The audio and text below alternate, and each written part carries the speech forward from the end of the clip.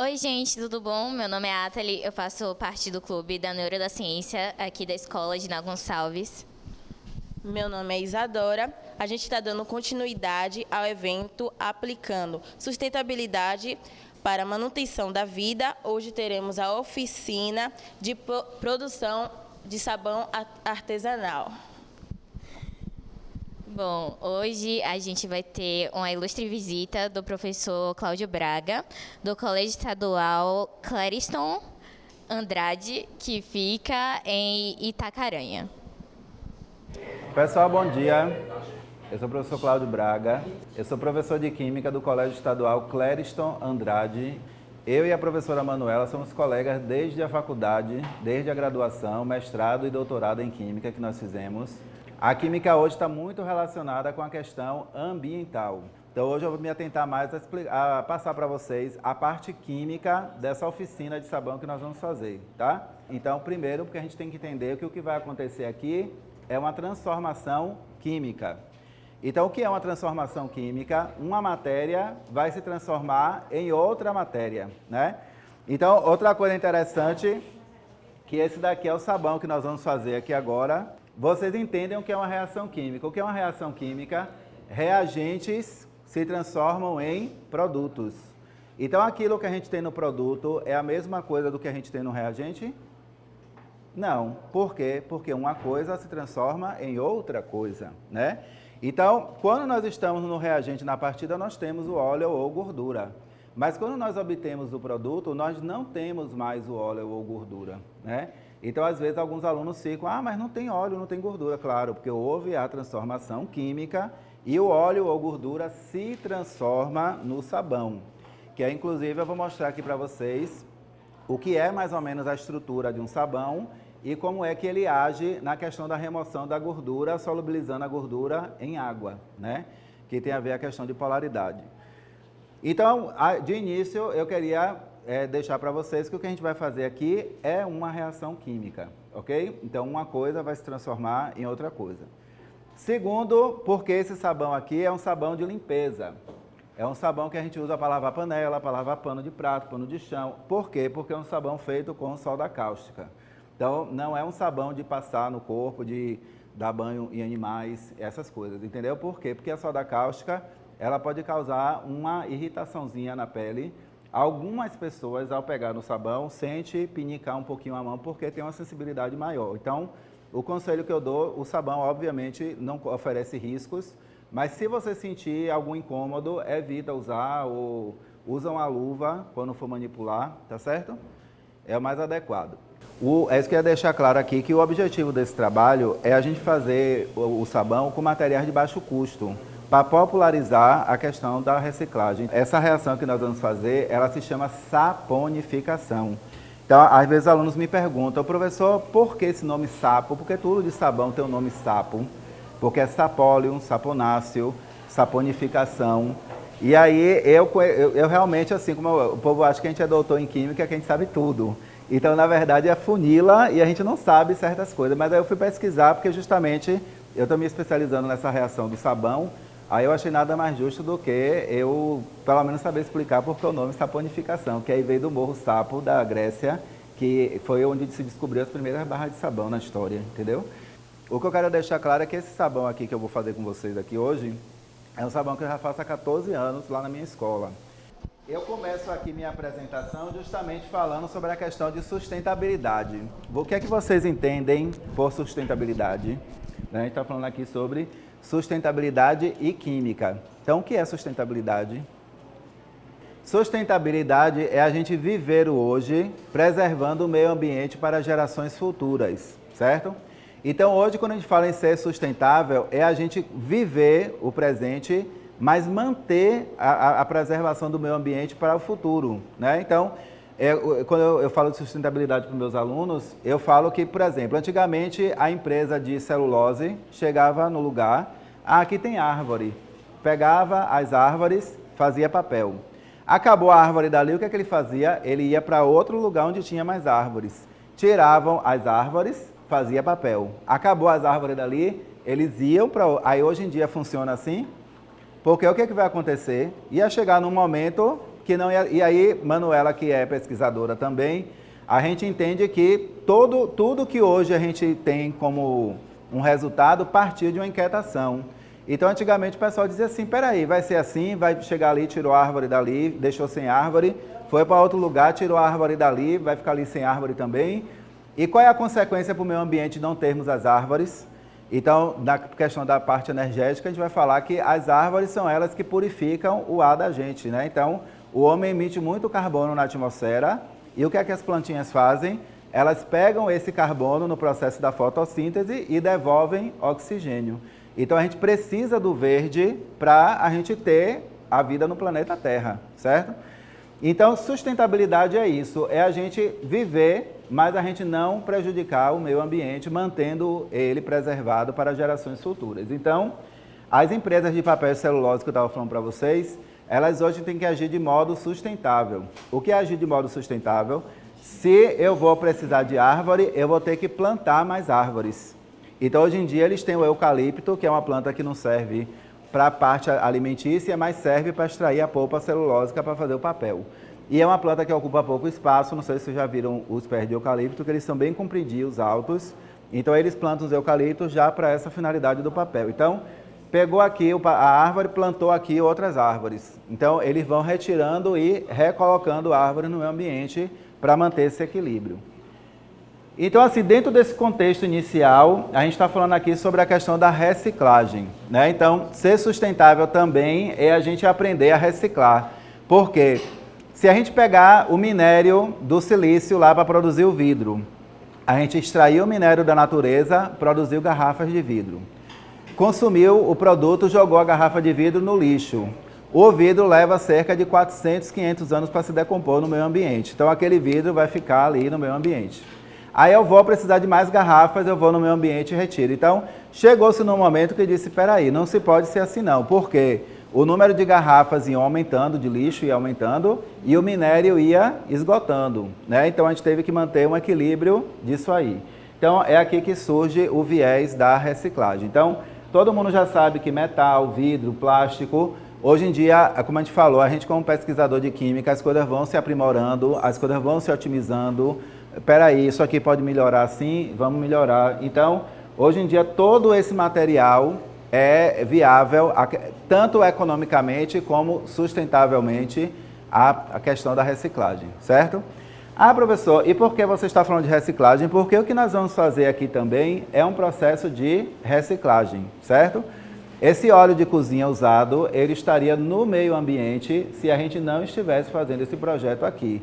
E aqui na comunidade de vocês, eu não sei como é aqui na escola, mas lá na minha escola a gente tem uma demanda muito grande de óleo de cozinha de fritura utilizado. Então, tanto que a gente está lá no nosso laboratório com um garrafão de 200 litros que eu vou começar a armazenar o óleo que a gente vai recebendo da comunidade. Então, eu tenho uma aluna do Vespertino de Ciências que só a mãe dela me dá um garrafão de 5 litros por semana. Porque a mãe dela frita salgados e aí ela sabe que eu tenho esse projeto.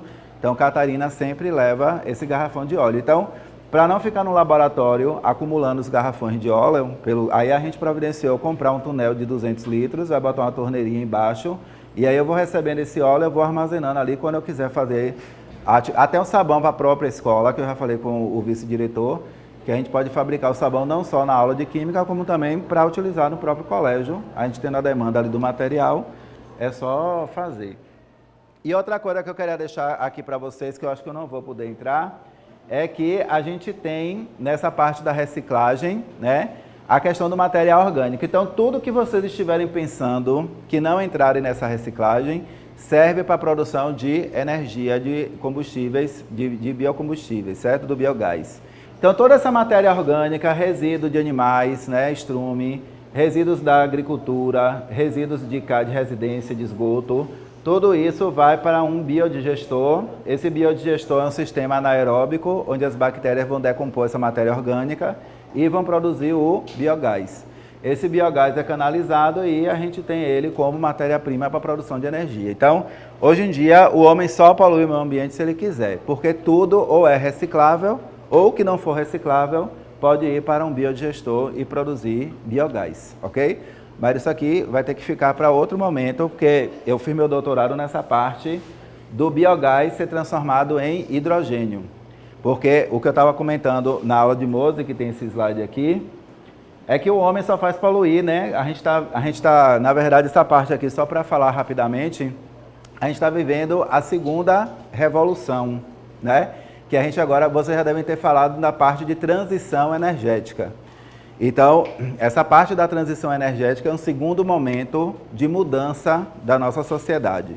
Então, a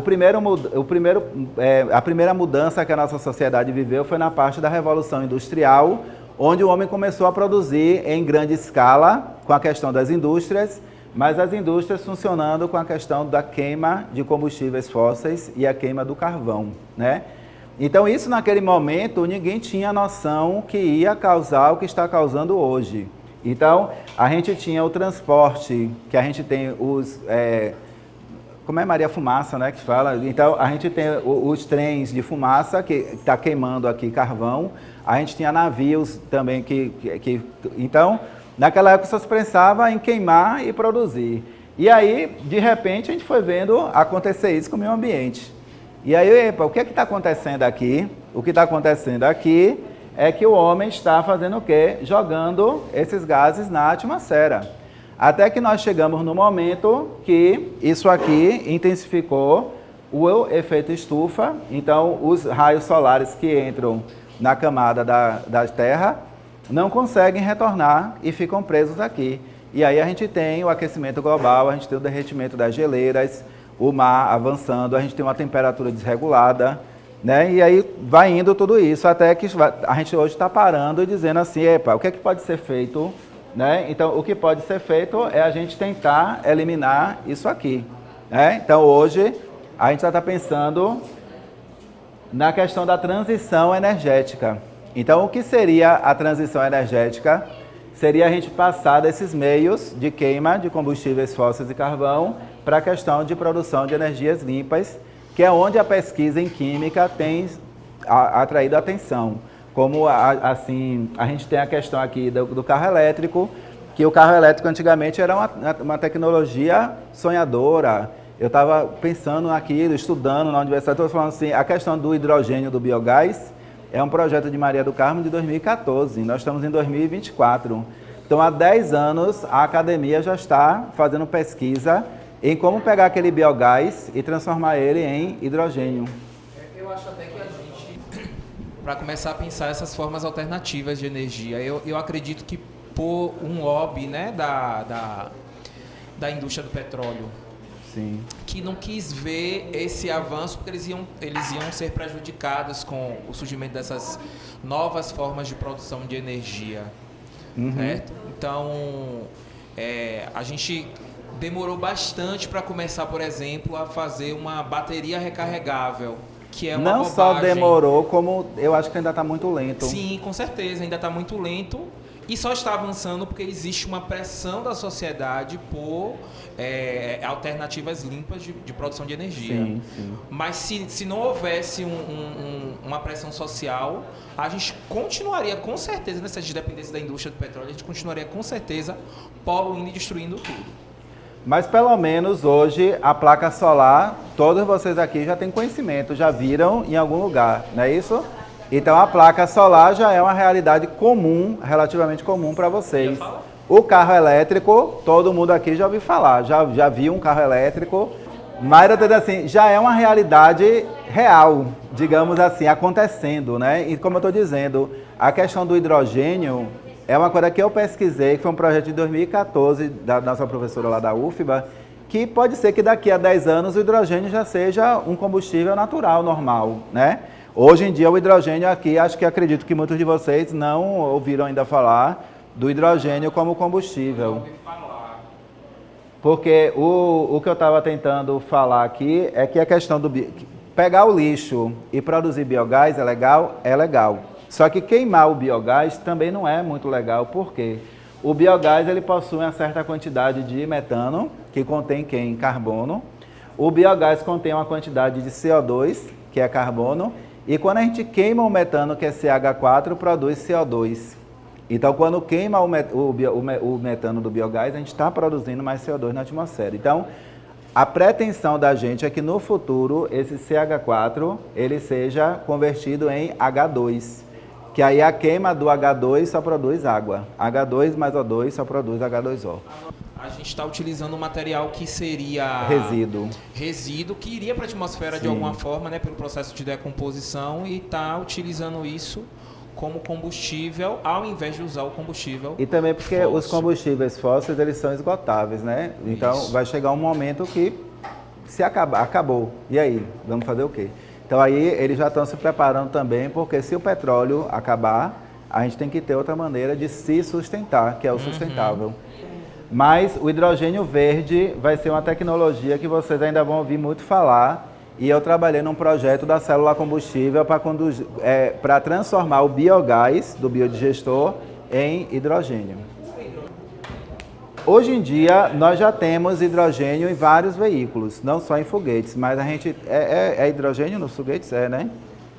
Mas o problema do hidrogênio é que ele é altamente inflamável. Então, o grande problema do hidrogênio é a questão do transporte e armazenamento do hidrogênio. Então, no meu projeto de doutorado, a professora estava estudando, inclusive, uma produção que chama on-board. Então, on-board quer dizer, você produziu aqui e aqui mesmo você vai consumir ele, para você não precisar armazenar e levar.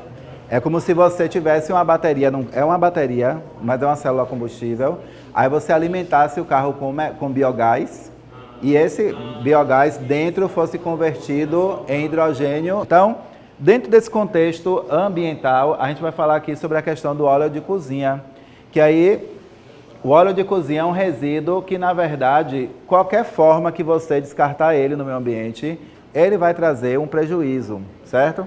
Então, aqui, rapidamente mostrando, uma das ações mais comuns das pessoas é: eu fritei aqui só um bife, é só um dedinho de óleo, chega na pia e joga. E aí, na verdade, o que é que vai acontecer? Esse óleo vai descer a tubulação, então ele causa o entupimento da tubulação, né?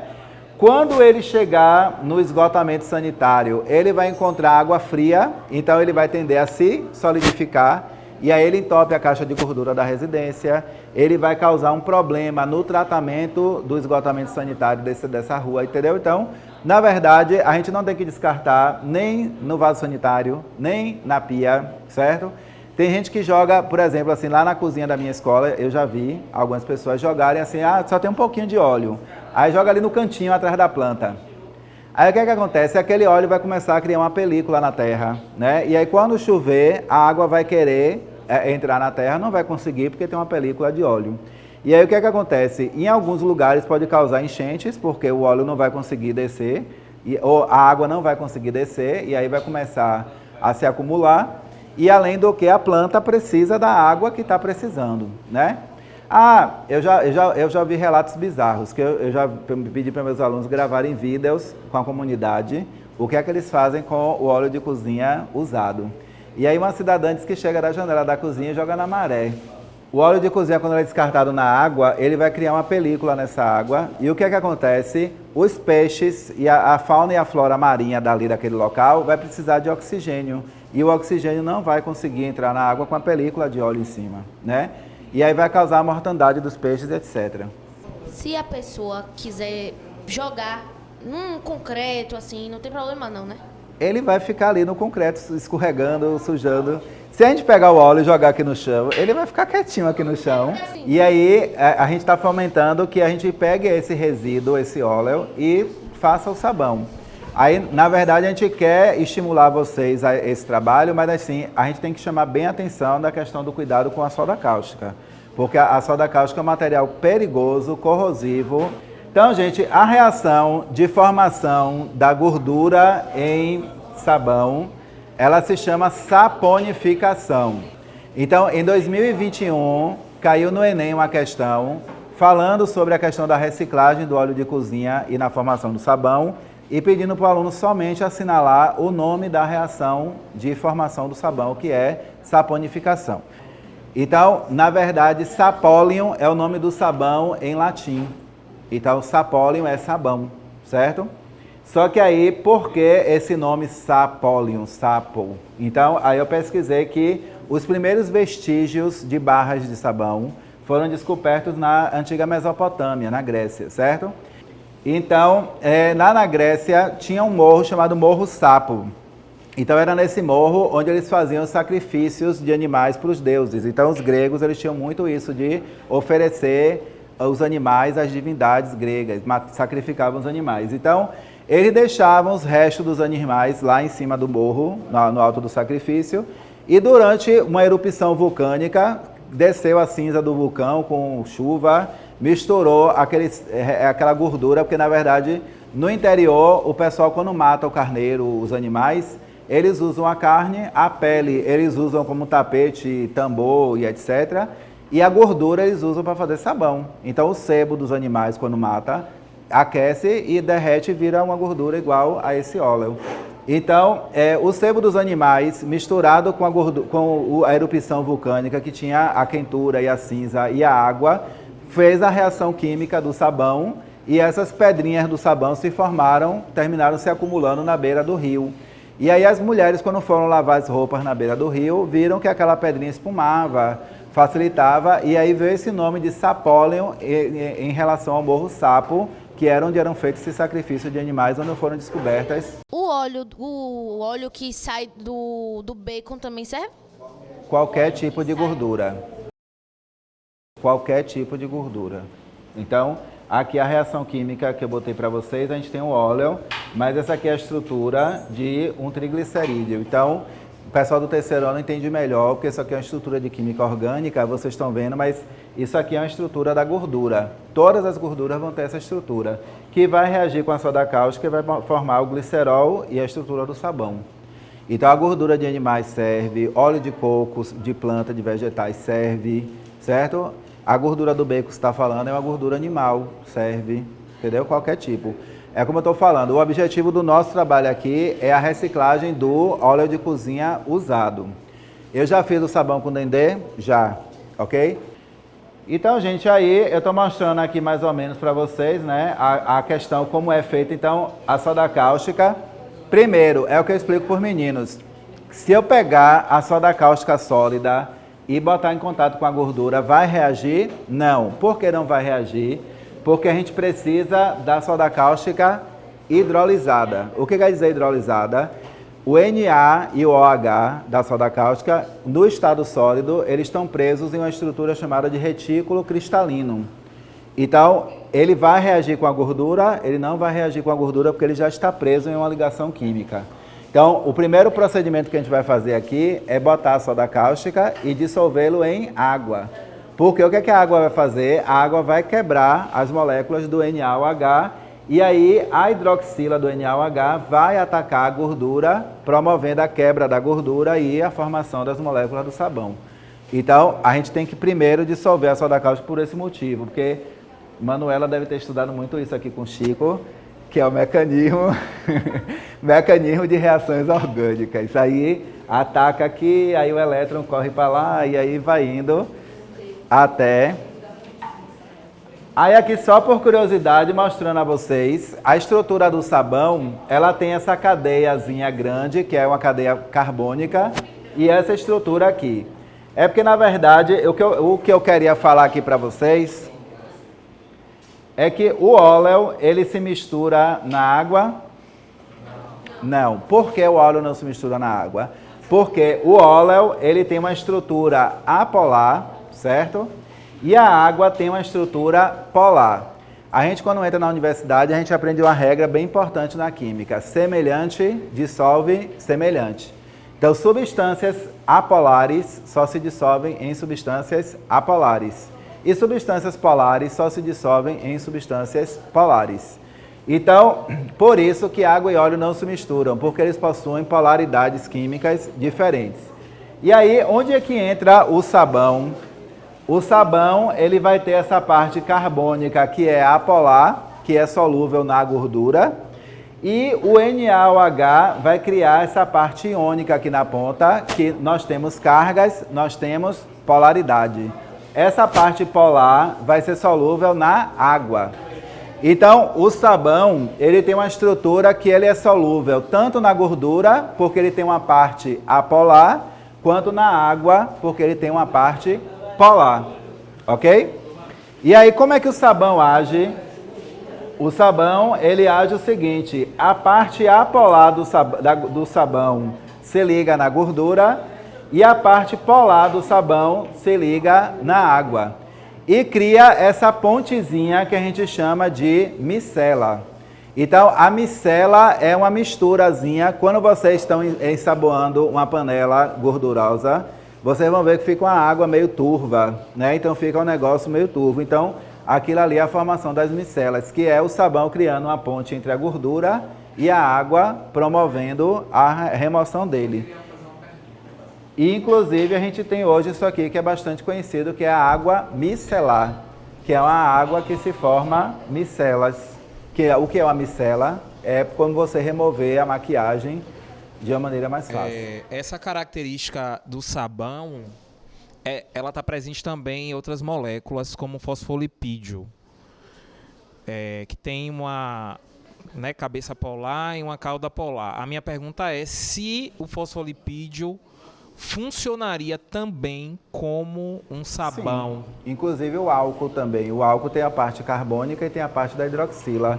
Se você pegar uma panela com gordura e você passar um pouco de álcool, o álcool vai conseguir remover a gordura. Toda essa estrutura que tiver polar e apolar, ele vai conseguir o apolar dissolver a gordura e o polar dissolver na água. O nome água micelar é da questão da formação de micelas. E o que é uma micela? É aquela pontezinha que a gente viu. Exatamente. Aí você já não precisa fazer tanta força para poder remover. Eu quero que alguém me ajude aqui. Outra coisa, a gente precisa da água quente, ok? O que é que acontece? Eu já fiz um experimento lá com meus alunos, que a gente fez um sabão sem a água quente. Ah, fica legal, forma... O que é que acontece? Não reage todo. Então, forma o sabão, mas fica uma camadazinha de óleo sem conseguir reagir. O que é que acontece? A água quente ela atua como um catalisador. O que é um catalisador? É um fator que acelera a velocidade das reações. Então, a água quente catalisa a reação. Então, faz com que a reação seja mais eficaz e toda a gordura reaja. Pronto, aí a senhora que é minha ajudante da água, a gente vai precisar de 1 litro de água. Então a gente está aqui com a jarrinha, aí 1 litro é aqui. Gente, ó, essa bandeja aqui, ela tem que ficar aqui prontinha, porque quando a gente fizer a reação aqui, a gente vai formar uma massinha, certo? Uns dizem que parece um pirão, uns dizem que parece uma bará, vocês vão dizer o que vocês acham que parece. Mas o fato é que essa massinha foi formada, a gente tem que pegar ela o mais rápido possível, transferir aqui para a nossa bandejinha, certo? Enquanto a massa estiver maleável, mole, a gente vai ter que ajeitar aqui nessa forminha. É tipo um bolo. Então, a gente pega o bolo da coisa e joga. Não, a gente ajeita na coisa para o bolo ficar bonitinho, né? Então, essa espátulazinha aqui, ó, a gente vai tirando a massinha daqui de dentro, colocando aqui. E depois, essa outra espátula aqui é para a gente alisar aqui a superfície. Certo? Só que o que acontece? Lá na nossa escola, eu evito ao máximo que os alunos manipulem a soda cáustica, certo? Então, vocês também, se for fazer em casa, é melhor evitar ao máximo estar manipulando a soda cáustica. Então, o que acontece? No comércio, onde eu compro a soda cáustica, o rapaz já vende a soda cáustica pesada, meio quilo. Esses meio quilos eu guardo lá na escola. Quando eu vou fazer a receita são 3 litros de óleo para meio quilo de soda cáustica. Então, meus alunos só fazem abrir o pacotinho da soda cáustica e botar num balde. Então, uma das etapas iniciais é que a gente vai precisar de 3 litros de óleo. Então, quem for me ajudar aqui com óleo, tá vendo aqui? 3 litros é até essa linha aqui de cima. Então, a gente vai precisar encher essa jarra todinha. Nós temos essa peneirinha, certo? Para coar o óleo. A gente vai filtrar uma impureza que é bem pequenininha. Então, o tamanho da peneira aqui é proposital, certo? Então, olhe bem que o orifício dela, essa peneira aqui, ela vende no supermercado na seção de bebê. Aí você vai jogando aqui na peneirinha para o óleo cair aí coado. Quando você perceber que a água já está perto de uma possível fervura, tá assim, aí você tira. Vocês, na verdade, vão medir o óleo, a água e a gente vai deixando tudo pronto para fazer tudo junto, certo? Outra coisa importante é que a gente tem ali a essência, que a gente vai usar a essência. Tudo que a gente for utilizar tem que entrar no balde antes da gordura. Essa é uma observação importante, certo? A gordura é a última coisa que entra no balde. Depois que a gordura entrou, a reação química já começa a se processar. Então, esqueceu da essência, já botou a gordura, não bota mais. 400...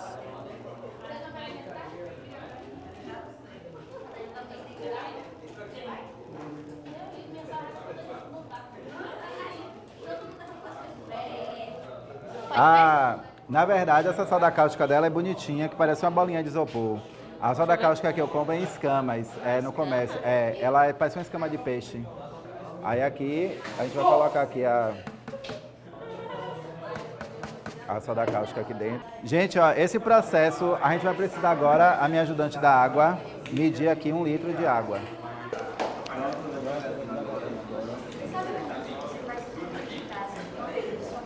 Pronto, tá bom.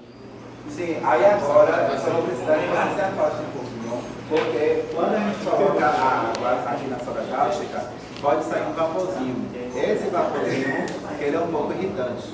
Aí agora ela vai procurar um pouquinho, mas isso aí vai parar. E aquece também. Agora, eu preciso que vocês fiquem afastados. Exatamente. Agora eu preciso que vocês continuem afastados. Gente, a essência, veja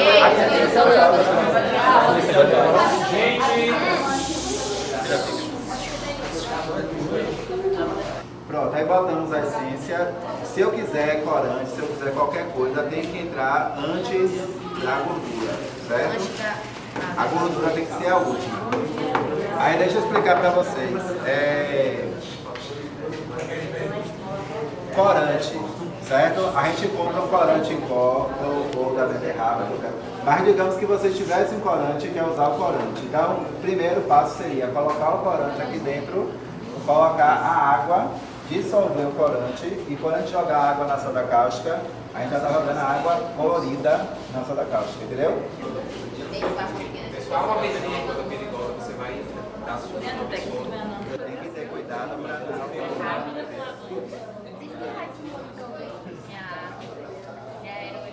Bora explicar para você, Vamos pensar positivo, né, gente? Já tá engraçando. vai ter que ir mexendo. Não, tem que ser na verdade, quem quiser ir mexendo pode.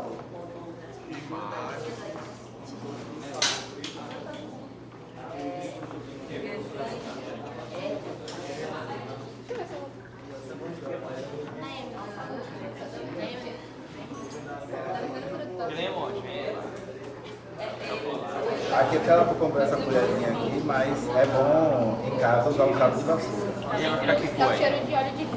Eu vou pedir pra você se afastar, né? Só segurando. Vai ficar essa cor mesmo, eu vou usar. Ele vai ficar nessa cor amarronzada, mas depois que ele seca, ele fica da cor daquele ali, do que tá no chão. Ele fica uma cor caramelo.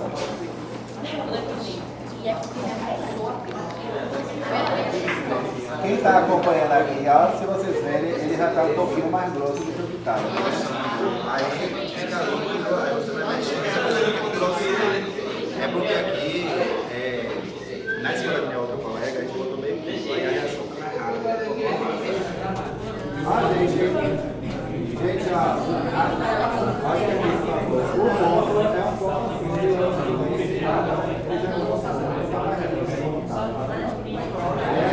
ele acha que precisa bater um pouquinho baixo, mas ele já falou. A maçã é se ele vai secando, aquele barulho que vai passando, ele vai endurecer. Ele não vai endurecer igual a forma da minha voz, entendeu? Ele vai pegar mais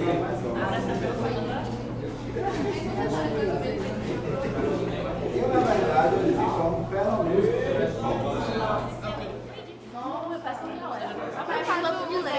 Qual é a metodologia aqui, pessoal? Se eu diminuir um pouco a soda cáustica, a massa fica assim mais molinha, tá vendo? se eu usar um pouquinho mais de soda cáustica, a massa fica um pouquinho mais dura. Então, Que se colocar mais, ela fica mais pastosa. Eu mesmo não aí os alunos lá na escola ficam falando em vender o sabão e tal. O mais interessante é a gente entender que esse óleo não foi para o meio ambiente. Foram 3 litros de óleo a menos no meio ambiente. E a gente vai economizar não comprando sabão. Porque a massa de vocês ficou mais mole. Né? Agora eu Aí tenho que não fazer um precisa. plano pra ela. Se a massa tivesse tipo um pilão, aí a gente ao invés dela ficar assim, ploft, você pega aqui já ficou bem fluida. Esse sabão de você vai ficar lindo, vai ficar bem lisinho. Aqui você vai deixar agora repouso.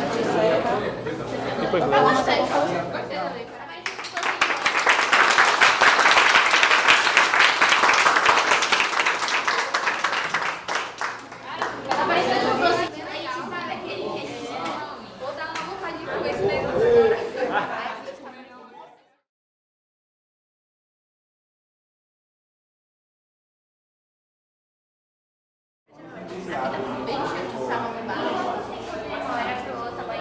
Assinale de novo. Você, na verdade, você tem que dar uma margem para que um possível excesso de soda cáustica evapore. Então, por segurança, pelo menos 3 dias.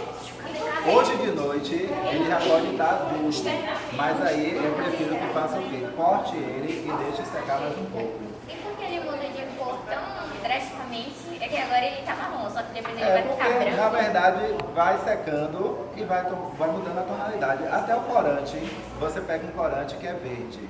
Quando você dissolve aqui, ele não fica verde, ele fica no tom amarelo, não sei o que lá. Depois que ele seca, fica verde. Se caso a gente fosse vender, por quanto mais ou menos a gente poderia vender assim? E o tamanho ideal? O quilo da soda cáustica, ela está em torno de R$18 o quilo. Então, nesta receita aqui, você utiliza meio quilo. Então, qual é o seu gasto aqui? O seu gasto aqui é de R$9 para fazer essa receita. O óleo você consegue de resíduo de alguém que vai jogar fora. Ah, moça, você fritou pastel, meu óleo para fazer sabão. Pronto, você consegue de graça. A água, você consegue de graça. Então, seria bem baixo, tá? E a essência é opcional, você não precisa. Ou você pode fazer em casa para ser mais econômica se você quiser, mas seu gasto é de R$9. Ah, professor, eu vou cortar isso aqui, como é que eu vou fazer? Normalmente, para você conseguir padronizar aqui na assadeira, eu recomendo você pegar um papelãozinho. Você pega um papelão, aí você corta a tirinha do papelão. Aí você vai estipular, eu quero 3 barras, aí você vai pedir. Então, aí aqui eu acredito que dê umas 15 barras, grosseiramente umas 15 barras.